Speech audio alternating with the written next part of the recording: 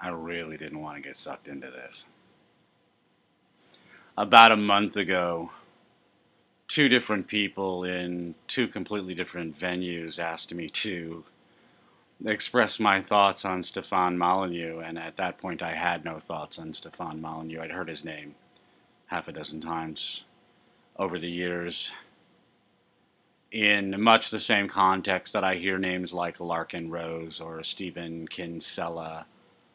I can't think of others. There are others. And these are big-name professional libertarians who were all in the same business as Murray Rothbard, David Friedman, but also Ayn Rand on the minarchist side of the libertarian question. Everybody I mentioned except Rand is theoretically an anarchist. Ayn Rand's political philosophy is described among libertarians as being minarchist, but frankly, both of these sets of presumptions are completely absurd. Rand's was less absurd, but they were both absurd because both proceed from the all too common default presumption that everything, absolutely everything, will be radically different as soon as nothing changes.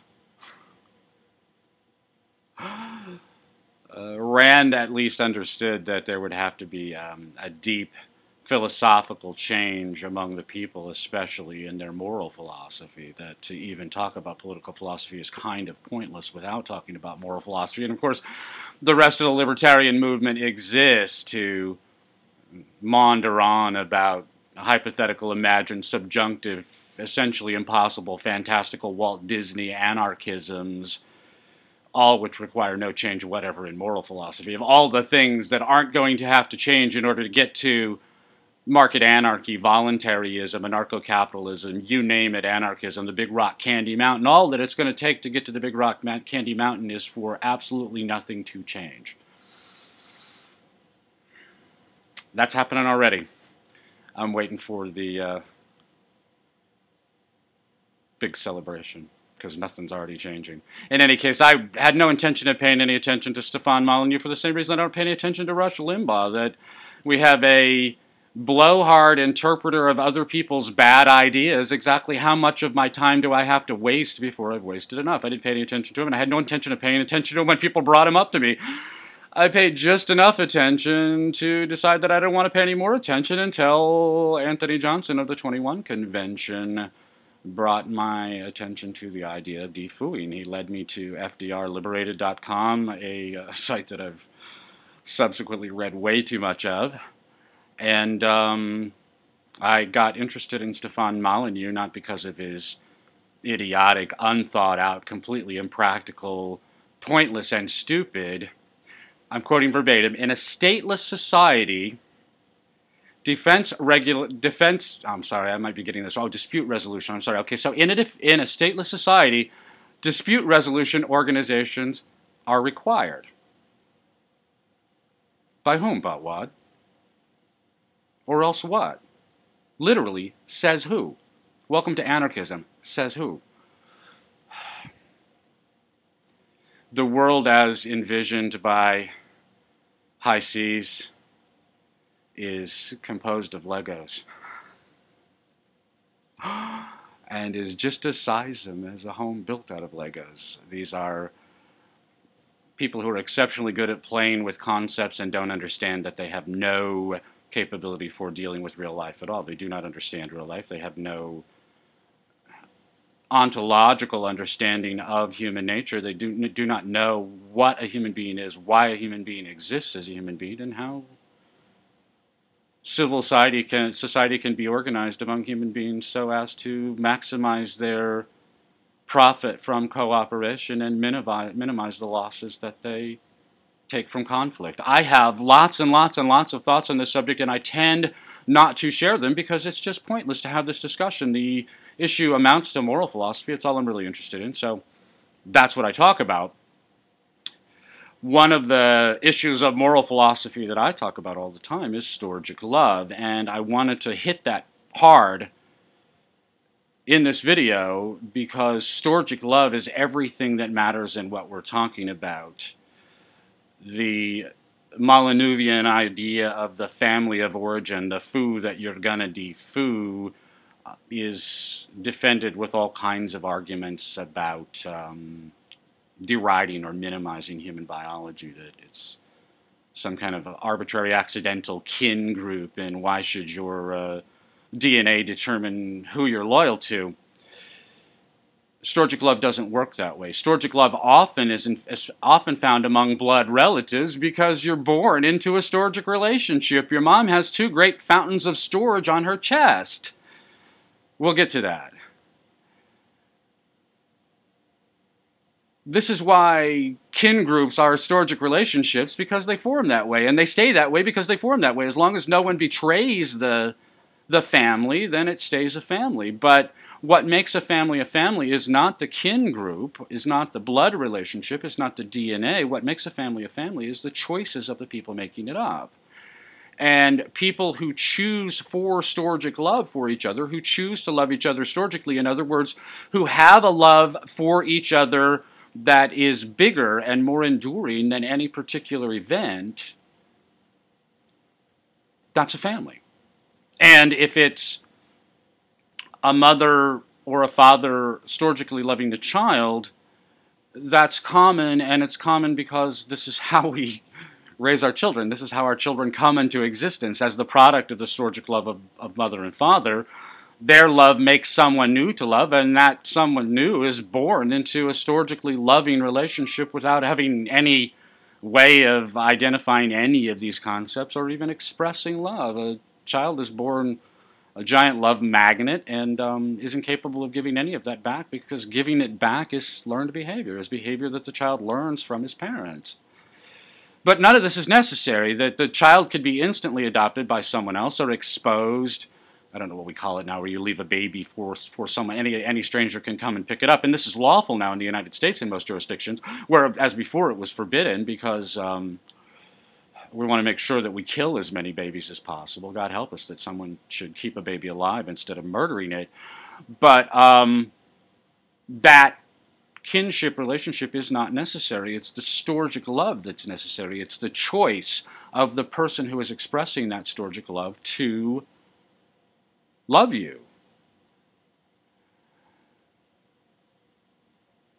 So in that respect, all love relationships are chosen. To speak of a family of choice as distinguished from a family of origin is really false. That you're born into a storgic relationship that, until someone betrays it, will persist indefinitely. It really is the betrayal that matters. The fact that you were born into it wasn't chosen by you, but it was chosen by your parents, and as long as no one reverses that choice, it'll persist indefinitely, as it should. That's appropriate.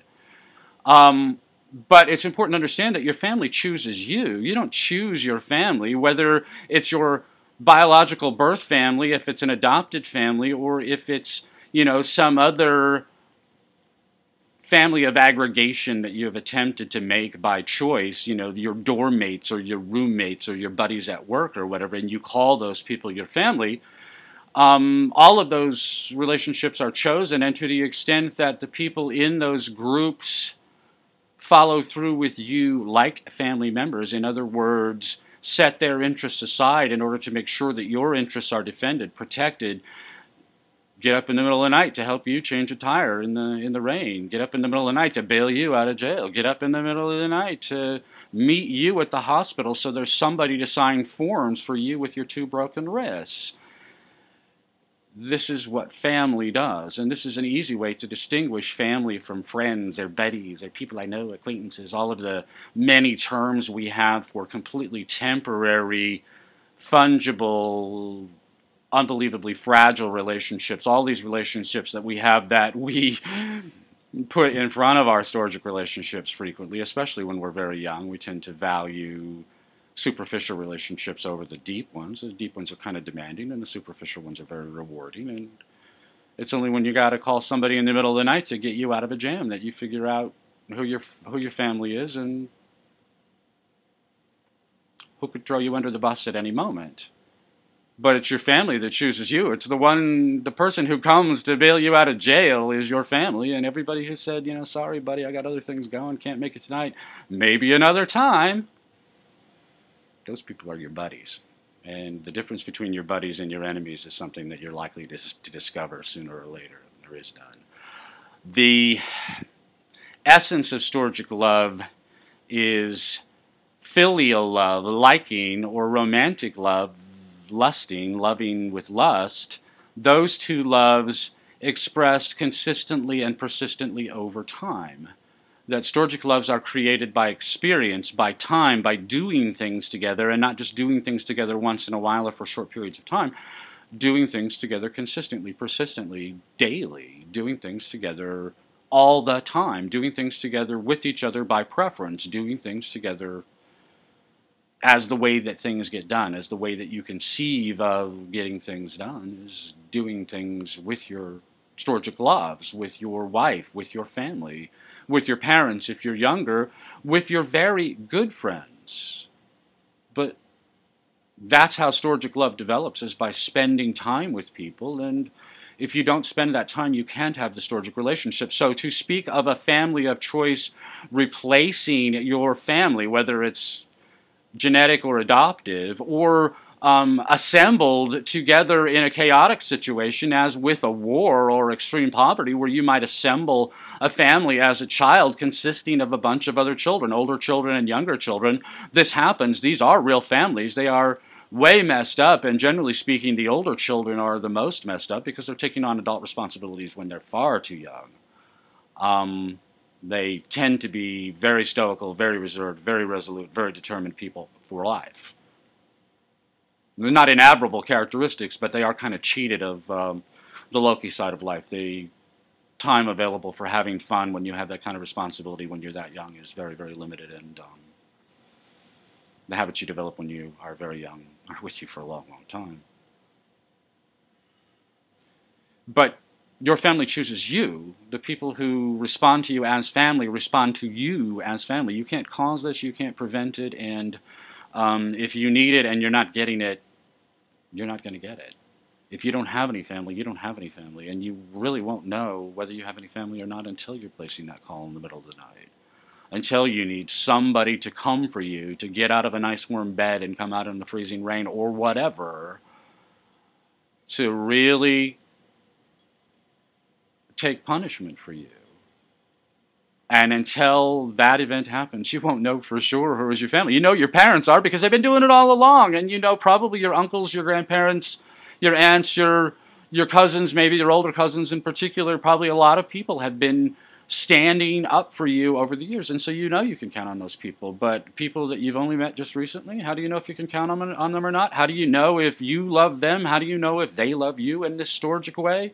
You can only do that by putting in the time, and you cannot put in the time that has already passed. If you are 22 years old right now, and you enter into a brand new friendship, and you decide it's a great friendship, a fast friendship, you really like this person, you get along really well, you spend a lot of time together, over time you develop a storgic love for each other. You become family to each other. 3 cheers for you. That's wonderful. That's great. That's the way friendships should proceed. And if you don't have some friendships, at least, that are proceeding that way, then you have a problem. But your storgic relationship with this new friend is always going to be 22 years shorter than your storgic relationship with your mother and your father, with your older brothers and sisters. You have relationships with people that are 22 years longer than any other relationship you can ever have in your life, because you've had those relationships for life. The time that you've spent together, the experiences that you've shared, these have accumulated over time, and you cannot accumulate alternative experiences that will compete with those, because the time cannot be replaced. This is something that can't be replaced. The other component that goes into storgic love is empathy. And I made the mistake of reading the Wikipedia page on empathy today. I often read Wikipedia pages just to find out what it is I hate about what everybody else says, and that certainly was my experience with empathy, that we get this simple, stupid, dumbass dictionary definition of empathy. Empathy is the ability to share in or experience the feelings of others.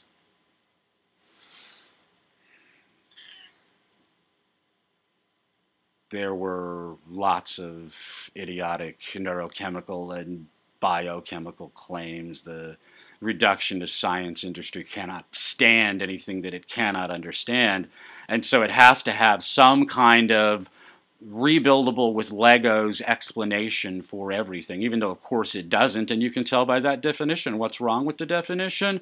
It is the simplest and most obvious kind of empathy, and it only applies in very temporary circumstances. Why is it defined that way by scientists? Because that's what they can set up laboratory experiments for, to have some tiny little experiment that they'll run and run it over and over and over again to see if people can share in and or experience the emotions of other people. What's another way of understanding empathy? I'll give you a much better way of understanding empathy. To have empathy for another person is to know that person so well that you know how he chooses, how he makes his choices.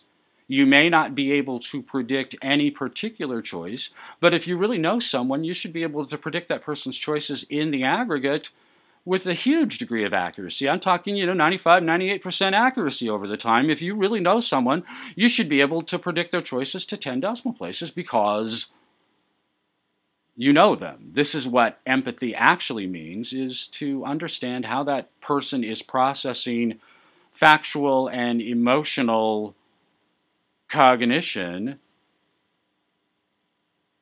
consistently. How that person does it. Different from you, understandably different from you, but enough like you that you can pretend to emulate the processes in your mind and come up with the answer. You can see how that person is going to integrate this particular body of facts and come up with a choice. And you should be able to predict with a very high degree of accuracy what those choices are going to be. I will give you a third level of understanding for empathy, and that would be to know someone so well, so thoroughly, that you can predict his choices not right now, tomorrow, next month, next year, 5 years from now, 10 years from now, 25 years from now, 50 years from now, that I can take our 22-year-old, and if I really get to know him, inside out, I should be able to tell you what that young man's life, young woman's life, is going to be like at age 72. And this is actually not all that difficult to do. You've heard the term backstory, I'm sure. When you hear writers talking, they'll always talk about backstory, filling in the backstory on a character. And that's how you build characters. You build characters from, really practically speaking, you should be building your characters from before they're born. You should be building your characters starting with their parents or even their grandparents.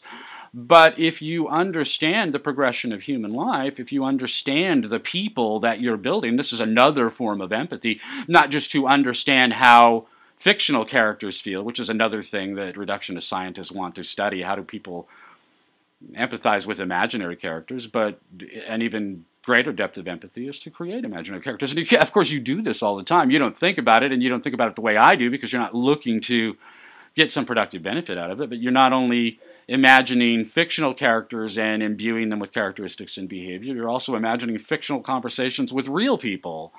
All of this is built out of empathy, and all of it is built out of extreme empathy. It's built out of this extreme deep empathy that you can only have for people that you know very, very well. You can only have this kind of predictive accuracy with people that you know very, very well, because at that point the prediction is obvious. It's not even a prediction. It's the people who really know this person, you'll say, and then he'll do that, and oh yeah. They'll all do that because they all know that person that well, and they all understand the consistency of the behavior. And you could say, well, decent, straightforward people with high moral standards are very consistent. No, everybody is very consistent. Everybody is very consistent. They're just consistent in different ways. And so if you get to know someone, I don't care, unless someone is actually non-compos mentis in some ways, actually insane, their behavior is going to be enormously predictable over time if you take the time to really get to know that person, understand that person's motivations from the inside. What motivates him? Why does he want this? It doesn't matter if you approve or disapprove of what he wants, but you need to know why he wants what he wants and what happens when he doesn't get it and what happens when he does. And if you know people that well, they can't surprise you. They can't disappoint you unless you want them to. And they can't be replaced. This cannot be replaced. We are now talking about something that is as whole as it can be for you, that another person's life is that person's life, and you can never know it from the inside. You can never experience it from the inside. But to the extent you can, it is by means of this sort of empathy, to have that complete an empathy for another person, that you really do understand them from the inside. You not just understand what it feels to experience their emotions, you understand what it feels to be that person. You can live that person's life from the inside out. You can imagine living that person's life from the inside out. And this is not something that you will ever have with casual or short-term relationships. And therefore, the idea of defooing is unbelievably self-destructive, because you are destroying precious things that cannot be replaced, cannot ever be replaced. And the argument that the defenders of Molyneux, they would immediately rush to the idea of abuse, and when they get to abuse, they immediately turn to sexual abuse, or extreme verbal abuse, physical abuse. These are very rare. We're talking about extreme outlier phenomena. If you're looking for abuse in families, yesterday at the Church of Splendor, I talked about what I would consider to be the most common form of child abuse, which is just jerking the rug out from under the child again and again and again. Moving, divorcing, remarrying, redivorcing, moving again, adding grandma, subtracting grandma, living at grandma's house for 6 months, moving back in with mom, moving in with dad. All of these transitions, we don't think twice about it, and these are unbelievably chaotic in the life of a child. And the younger the child is, the younger the human child is. In other words, once the child is woken up in father tongue, the more of those transitions that happen, the more chaos you'll see in the life of that child, the more acting out of various sorts you'll see, with obviously the most common form of acting out being so obvious that we make every effort to fail to notice it all the time. That would be the incredible obesity of our children. That our children are hungry for love that they're not getting, and in order to express that hunger in a way that gives them at least some satisfaction, they eat Cheetos, and they eat Cheetos all day and all night. And this is an indictment of the family that Stefan Molyneux doesn't think to make, because Stefan Molyneux is too busy killing his own parents. And that literally is what is going on in this defooing. The resort to abuse is absurd. The second most common form of abuse I would look for in families would be alcoholism. And then the kind of the mean drunk syndrome on the basis of alcoholism, but any sort of addictive behavior like that is going to be destructive of relationships, because the addiction is a wedge in the relationship. Stefan Molyneux is a wedge in your family, just in the same way that the Catholic Church would be, or that Hillary Clinton would be. These are all wedges in your family, and anything that drives a wedge into a family will destroy that family unless the wedge is ejected. But what Molyneux himself is involved in is just acting out behavior. This is an underfathered child who is deeply, deeply angry with his parents, and he can't kill them enough. He simply cannot kill his parents in pantomime enough, and so he has worked himself up into a storgic hatred, exactly like storgic love, a love that endures beyond any one event. Molyneux has a storgic hatred for his own parents. He has an enduring hatred that endures long beyond anything they can do to get him to stop hating them. And he hates them so much he can't kill them enough, and so he has set about to kill your parents. By proxy. Stefan Molyneux is committing parricide by proxy by means of his inculted followers.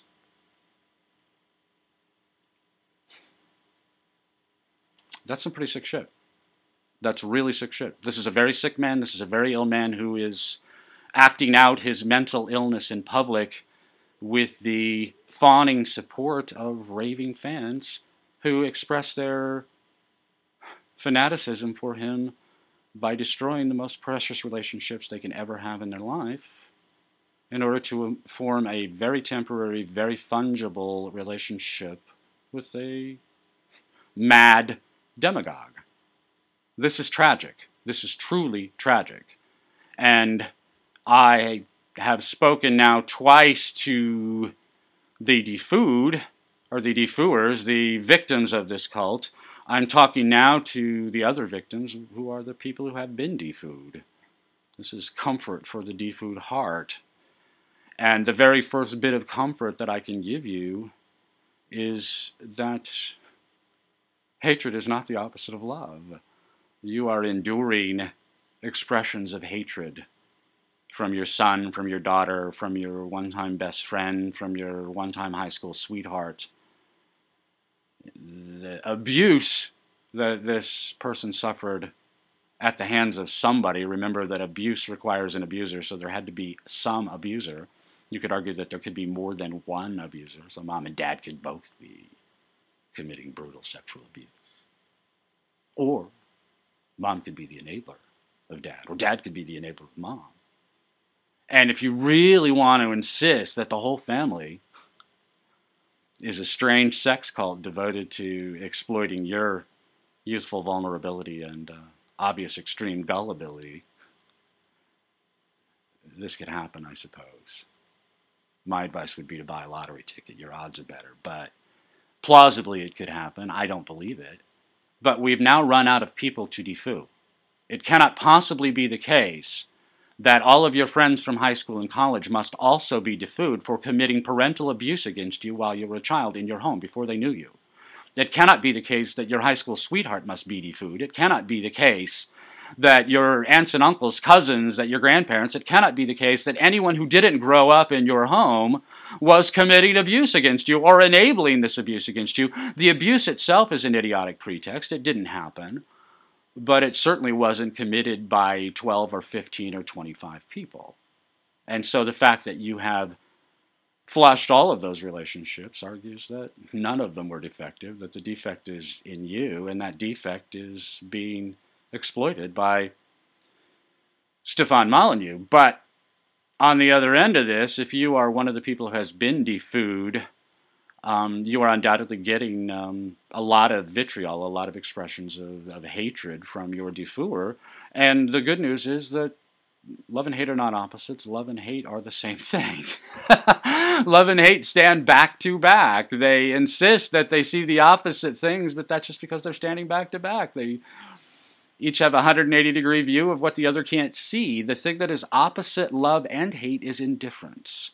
And if you are getting vitriol, hatred, rejection, pointed rejection, efforts at rejection, if you are hearing from the victim of Molyneux, then what you're hearing is not indifference, and therefore there is a relationship. It's in a rotten state right now, but there is a relationship, and there is a future for that relationship.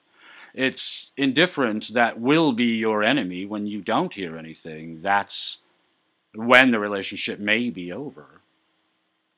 One of the things that you can hope for in your defooer is an idea that I call empathy for the future. And it's exactly the same thing we were talking about before. If I can predict your life 50 years from now, certainly I can predict my life 50 years from now. Plausibly 50 years from now, I will be expired. And if not, I'll be just as good as dead. One may hope that the singularity has come by then, or that medical rejuvenation therapies or whatever, one may hope for modern medicine, but given that half the country and more is in the business of destroying medicine right now, this seems kind of like a vain hope also. But I can certainly predict my future 5 years, 10 years from now, 25 years from now. Everybody can do this. Almost nobody does, or if they do it in the form of wishful thinking, fantastical thinking. We have that problem already. We know that we're dealing with problems of fantasy because family problems don't go away just because you flush them down the toilet, and new families don't come into existence just because you want them to.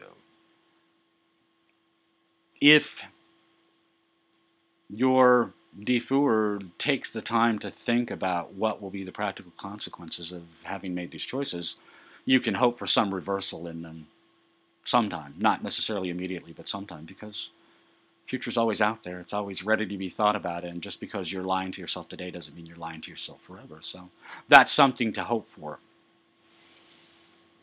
I am very deeply distressed at the pain that the defooers inflict upon themselves. I think this is a horribly self-destructive act, and I think that the pain that results from this must be huge. Cannot not be huge, and in fact there's good evidence for this.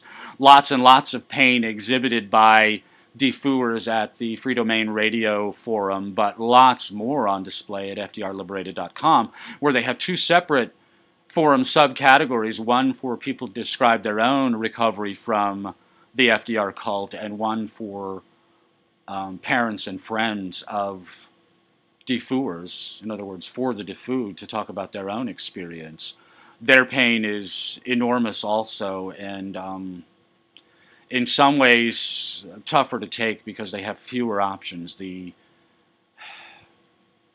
ball is not in their court. The next move is not theirs, and that's what I want to talk about. The question comes up, what can a defooed person do? A defooed parent, a defooed brother or sister, defooed friend, a defooed girlfriend, boyfriend. What can you do? And the answer is almost nothing. The most important thing you can do, and I'm sure you've done this, and if you haven't, do it.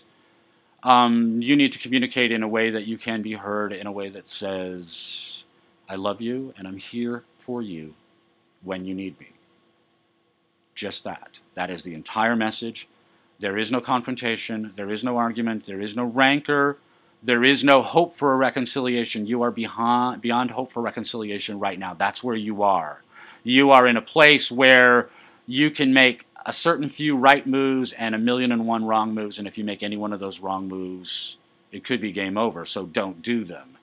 Get a gift card, like a Starbucks card or something like that, with a sweet little envelope. You write the note in there with that card, I love you, I'm here for you when you need me. Love Mom, love Dad, love Bob. That's it. Put the card in the mail. Because the gift card is in there, it'll get opened. And that will put the message in front of your friend. This is, now you're expressing friendship, whether you're a mother, a father, brother, sister, or just a friend. You're expressing friendship. This is what friendship is. This is what Storgic friendship is. I'm a friend to you, no matter what. I'm your friend. That's all you want to communicate. Number two, you do not want to do anything to make this worse. And that means no fighting, no rancor, no confrontation, no hunting people down, no hang-up phone calls, no stalking.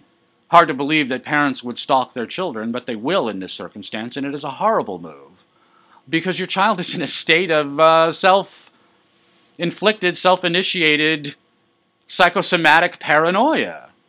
Your child has been convinced by a malignant narcissist, paranoid, schizophrenic, haha, just a clown, fun boy talk show host to be a paranoid schizophrenic. And so if you go stalking your child, you're just going to reinforce that paranoid behavior.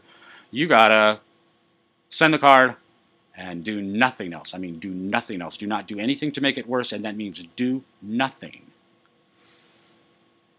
I have a phrase that I've used for years. I've even written it into books. When there's nothing you can do, do nothing. And I liked it. I really liked it, because it's so poetic. When there's nothing you can do, do nothing. But it is bad advice, in fact, because it is impossible to do nothing. And when you set about to do nothing, what you're really setting about to do is to not do whatever it is that you want to do. And don't scratch my nose, don't scratch my nose, don't scratch my nose is the absolute best way to get your nose scratched.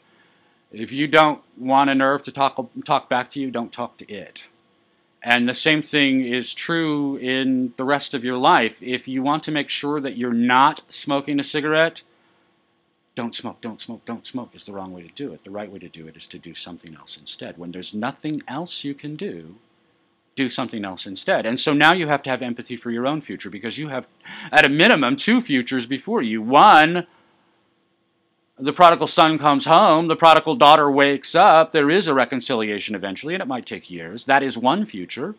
And the other is, might never happen. This reconciliation might never happen. Your relationship with this person that you have loved forever, loved for decades, may be over for good. And you really have no way of knowing that until one or the other of you is dead. If the relationship doesn't reconcile until one or the other of you is dead, then the relationship is over.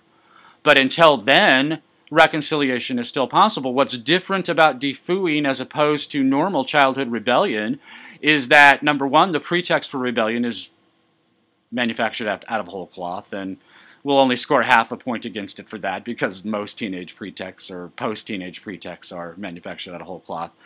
The pretext is manufactured out of whole cloth. The response is hugely disproportionate to the alleged offense. So if there was abuse, there was one abuser, two abusers at most, what, 4 or 5, if you insist that there really was this paranoid conspiracy against you, I find very difficult to believe. Lightning does strike. There are black swans. Very, very rare. I find it difficult to believe. But in any case, your response is disproportionate if you have defooed everyone that you knew. If you defooed an abuser, okay.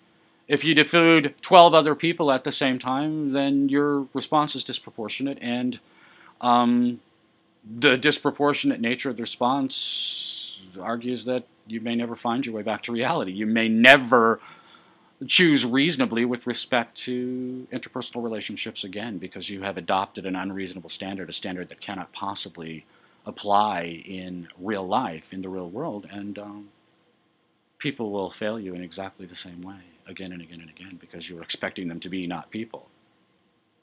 Good luck with that. But as for the people who have been defooed, you have to do something else instead. You have to have empathy for your own future and understand what you will do if this relationship is never reconciled, and just get on with it. You have sent the card. The card is the last thing you send. You cannot make another overture. The next move is the defooer's move to make, and it may not happen.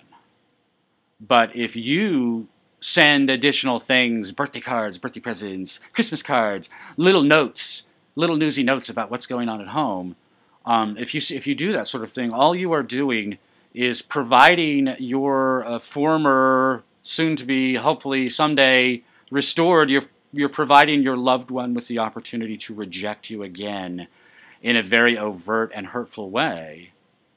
And the hurt that comes to you will be awful, and that's a bad thing, and you don't want that to happen. But what's much worse is that by making this overture, you have induced this response, and therefore your child or your friend has just behaved badly in order to inflict an injury on you. You have not only suffered an injury, you have ultimately induced an injury in the other person, because in order to insult you, that person has to induce internal, personal, introspective ugliness in their character, and you don't want that. You don't want someone that you love to behave badly just because they're behaving badly toward you. You don't want to make them behave worse. You don't want to suffer abuse at their hands, but you don't want to put them in a position where they are suffering further self-destruction in order to inflict an injury on you out of some misguided idea of justice, that there's some justice to be had from inflicting further pain on you.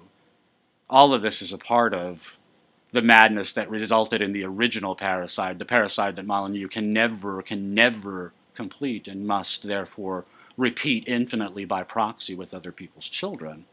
But you should not do this, and therefore you must wait for the overture to come from the defooer, and that may never happen because the guts necessary to admit the mistake, it's huge. That for someone to make a mistake of this magnitude is enormous, and to subsequently admit the mistake and set about correcting it, this requires an enormous amount of character. That when this does happen, when your child picks up the phone, your friend, your loved one, your former sweetheart picks up the phone and calls you and says, "Oh, I am so sorry for what I've done.